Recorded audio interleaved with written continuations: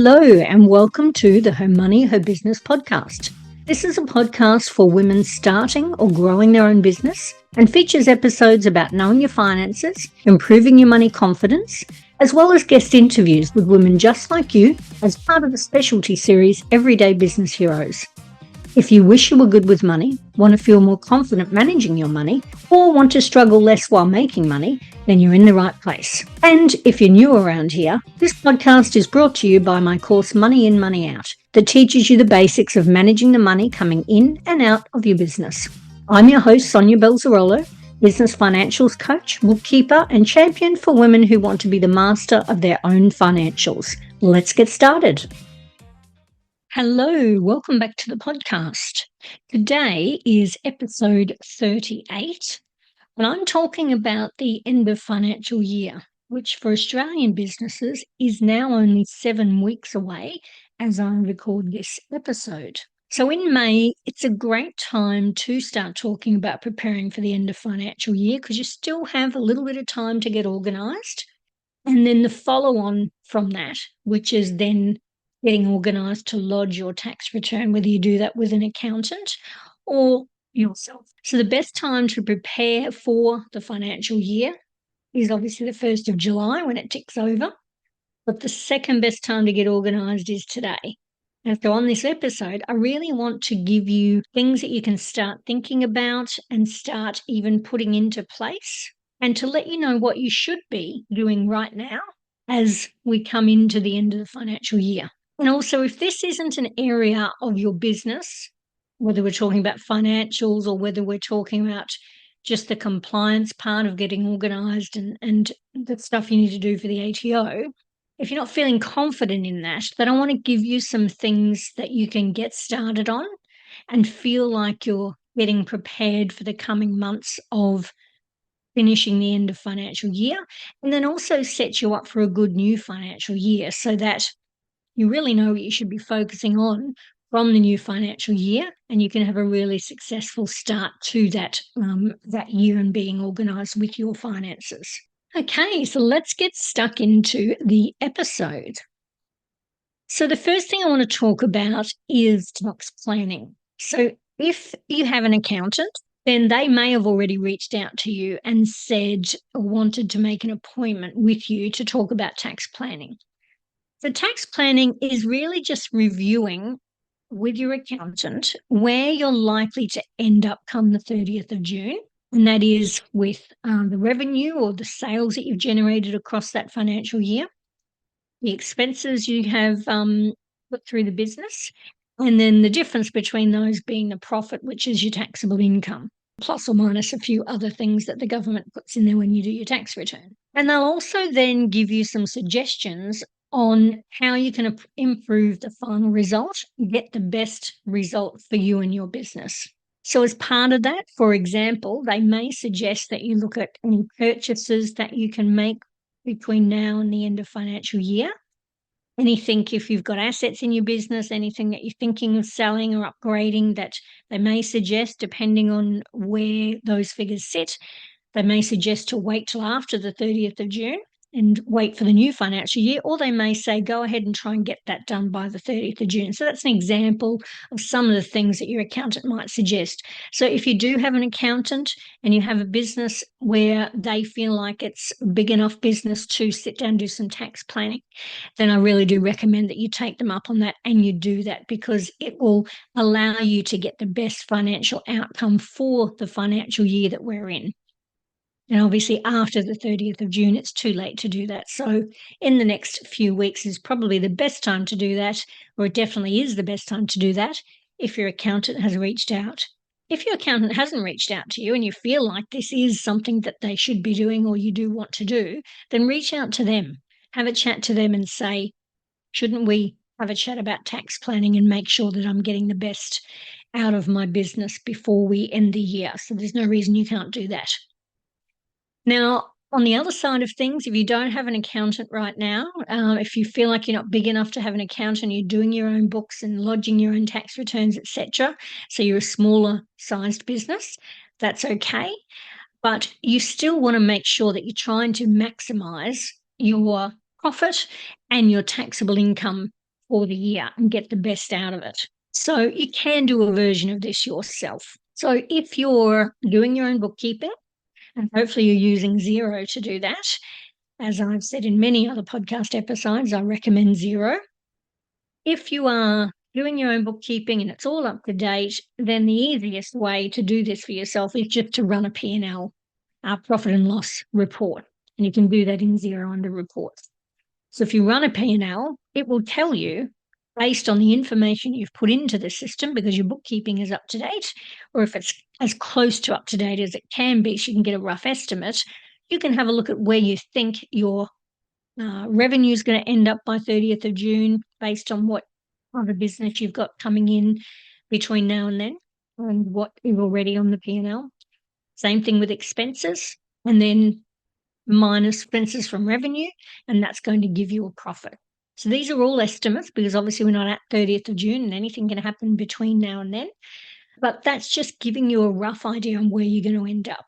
So if your bookkeeping isn't up to date, you can still do this. You're just going to have to do some manual calculations to estimate roughly what you think your revenue is going to be by the end of June, your expenses, and then again, just take the revenue from the expenses to get an estimate of your profit. Your profit is also the taxable income. Now, it's not going to be to the dollar because when you enter all that information, if you're doing it yourself, into the ATO portal to lodge your tax return, there are some other things that come into it, like in Australia for Medicare based on your age, and if the government's giving any incentives or reductions or anything, there's lots of things that go into it. And again, the more complex this gets, the more reason to get an accountant to help you with this, to make sure that you're getting, again, the best out of your tax returns and that you're not leaving money that you could have claimed on the table.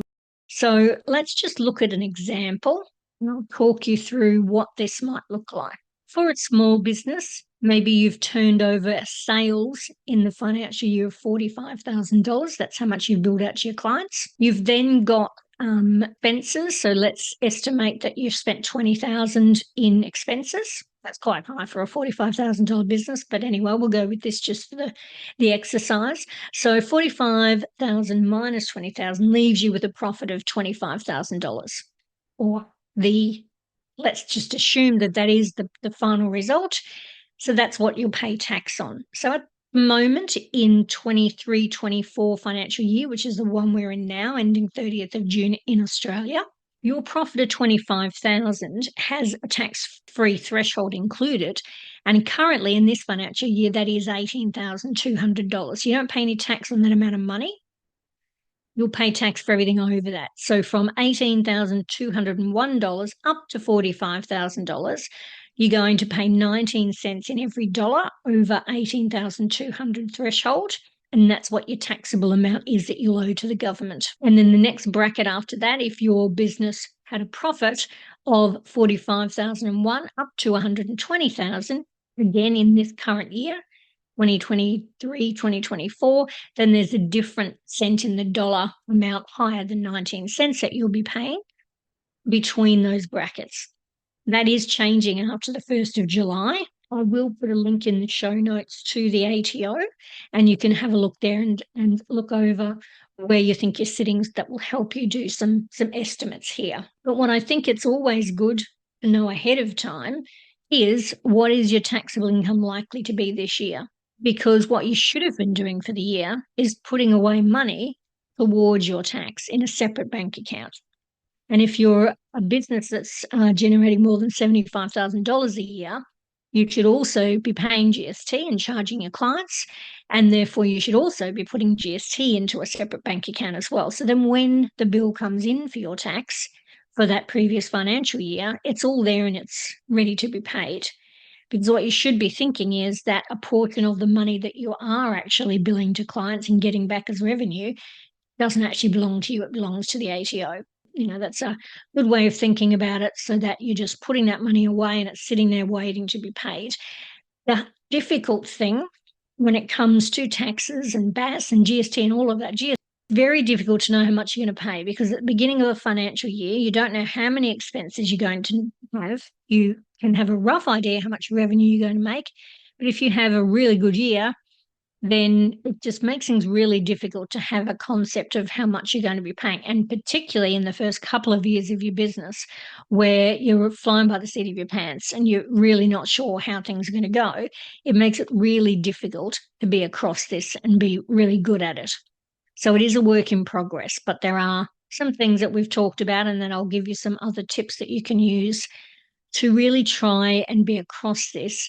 I've seen far too many businesses in the first couple of years of business or after the first couple of years of business get into trouble where they monetarily don't have enough to pay for taxes and BAS and things like that.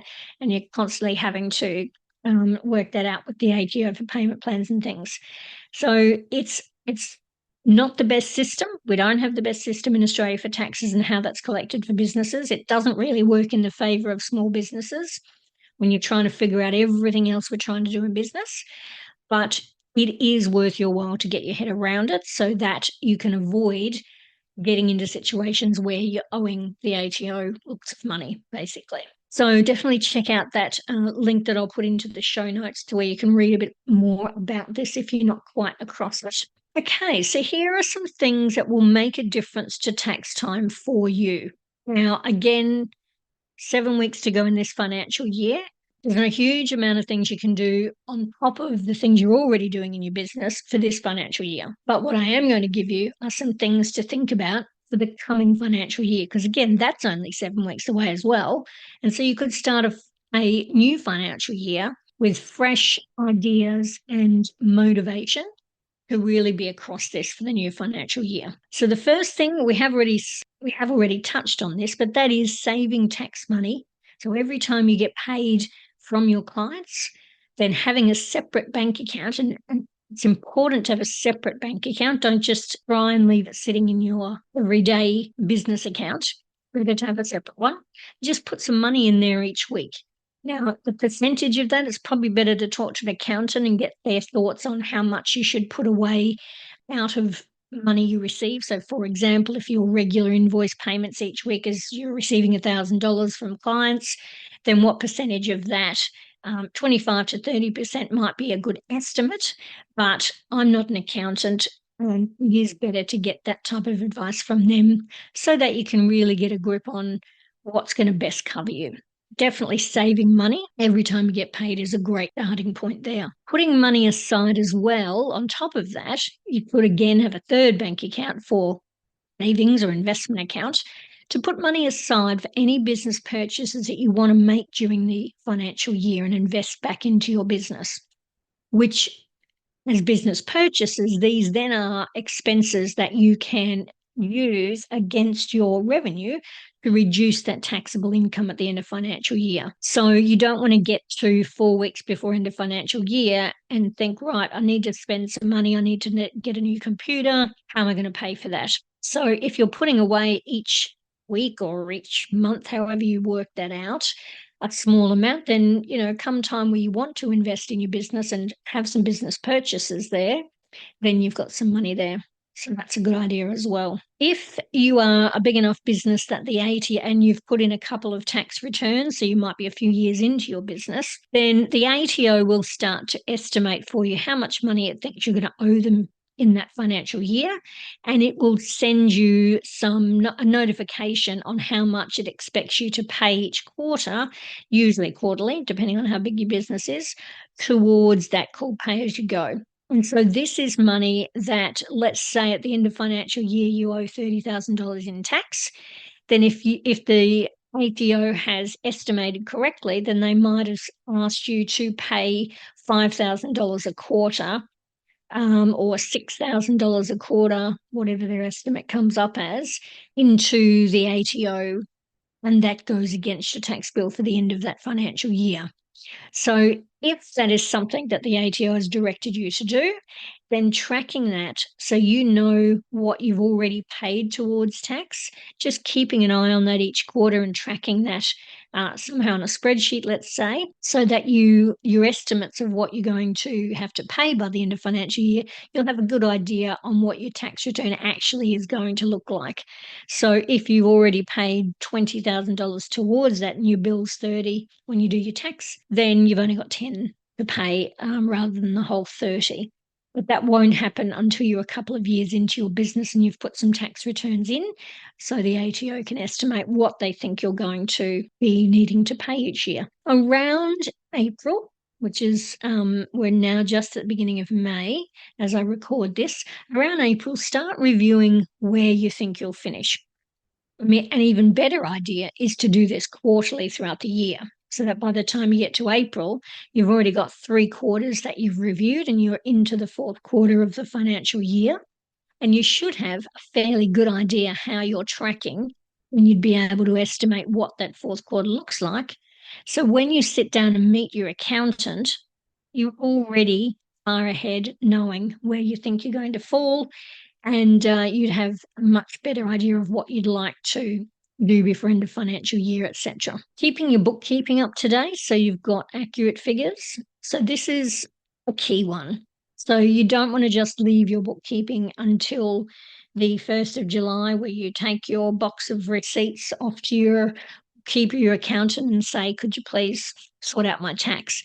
That might work for very small businesses or businesses that don't have a lot of expenses and things going through their business. Most businesses, that is not the case.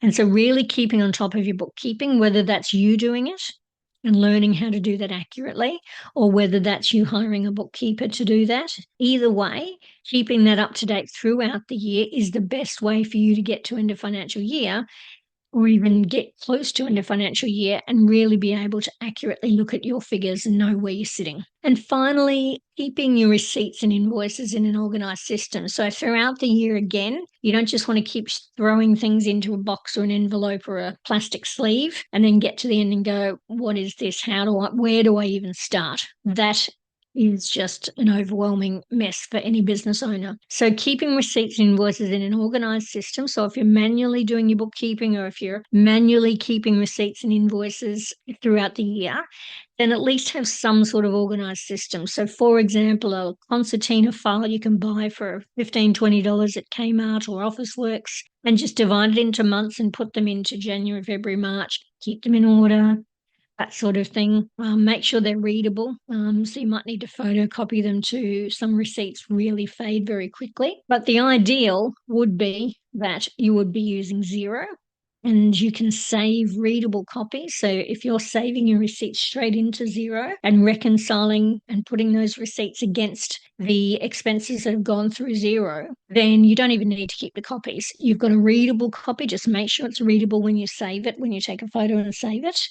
As long as it's readable and it's saved in Xero, then your records are there forever. You just need to also think a tip on this is that each invoice or receipt needs to show the GST components. It's very important if at some point in time you're going to be registering for GST. If you are already registered, this is an absolute must. So FPOS receipts, for example, don't show the GST component. They just show the total amount that you've paid. So a tax invoice will actually break it down and say, these were taxable, this is the GST you paid on it, these were non-taxable, etc. Really important so that you can get the GST components right. And so having that tax invoice and not the FPOS receipts is really the only way to get the proper GST components. So really focusing on that and asking for tax receipts is a good practice to get into, and keeping receipts and invoices for everything, and then having a system to save them will make your life a lot easier when it gets to the time where you want to start looking at your results for the end of financial year. So the last thing I want to just mention on this is knowing when your tax should be lodged. So speak to your accountant. Generally, if you are lodging yourself, you will have up to the 31st of October. That's the ATO's deadline for tax lodgements for that financial year that finished 30th of June. You'll have till the 31st of October to submit that online yourself. If, however, you are a business that needs an accountant, and I would say that most businesses really could have an accountant, then your accountant will have usually up to the 15th of May the following year to do the lodgement. So that obviously means that if you do it with an accountant, you have much longer to pay, because you're not going to owe the ATO any money for your tax return until it's been lodged and they are aware what needs to be paid. But it also means that if you're getting a refund, then you're waiting that long to get that money back into your business. Now, obviously, a lot of businesses won't be getting refunds. Maybe in the first year or two you might, but after that, you're pretty much going to be paying. So obviously, that gives you that longer amount to pay, and the lodgement will be a lot later than the 31st of October deadline. And you can work with your accountant and choose when it works for your business to put that lodgement in and get it paid. But it also means that you're also already well into a new financial year. So financial year starts 1st of July. So if you're not lodging your previous year's tax return until, let's say, up to the 15th of May, you're well into a new financial year. And it just really puts things behind, particularly if you're in the first few years of your business. So my suggestion would be, if you're doing it yourself, obviously you have to do it by 31st of October. If you've got an accountant, talk to them and work out what works best for you and your business as to when that should be lodged. And your accountant can help you with that as well. So I also just wanted to mention that in the mini course that I run called Money in, Money Out, that also sponsors this podcast, I have a compliance timeline which helps you to understand the first few years in business. And if you're not on top of things like BAS, GST, tax, pay as you go, or even if those things just make no sense to you whatsoever, that is already putting you behind and putting you in that situation where you can get yourself into debt with the ATO if you're not across these things. So the timeline helps you understand in the first few years of business when are things going to start falling. And really what I'm going to suggest to any business is that from day one, you are needing to start putting away for taxes and things. It's going to have to be paid at some point. And if you have a surplus of money in there when your tax bill comes in, then that's a bonus and that's getting you ready for the next financial year. But it definitely is something that you need to be across and understand, because it can be a game changer for businesses that get themselves into a huge debt with the ATO, because you don't have to pay anything to the ATO for, let's say, at least 18 months after you start your business, depending on which month of the year you fall, etc.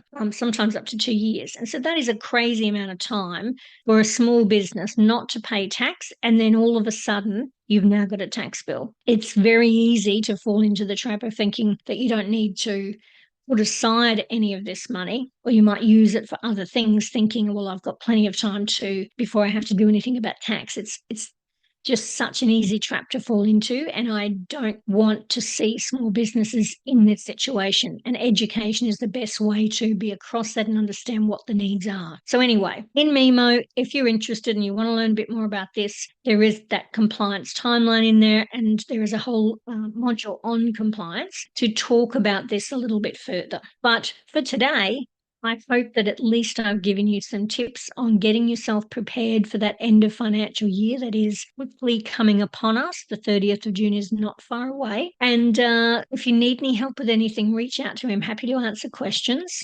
Just email me at sonia@blossomingbusiness.com.au, or reach out to me on social media. Instagram is probably the easiest one to send me a DM. I would love to help. But in the meantime, please just take some time to get yourself ready for end of financial year. Do what you need to do to be organised.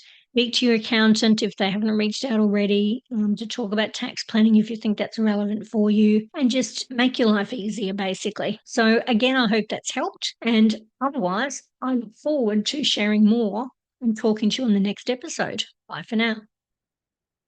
This episode was brought to you by my mini course, Money in, Money Out. Head over to the website, blossomingbusiness.com.au, for this episode's show notes under podcasts. And if you're ready to stop flying blind and tackle those finances, then sign up and get started on the Money in, Money Out course. So for still being here and being a podcast listener, you can use the discount code MEMO15 and get 15% off the course. So that's MIMO, number 1 and number 5, MEMO15. So you've been listening to the Her Money, Her Business podcast with me, Sonia Belzarolo.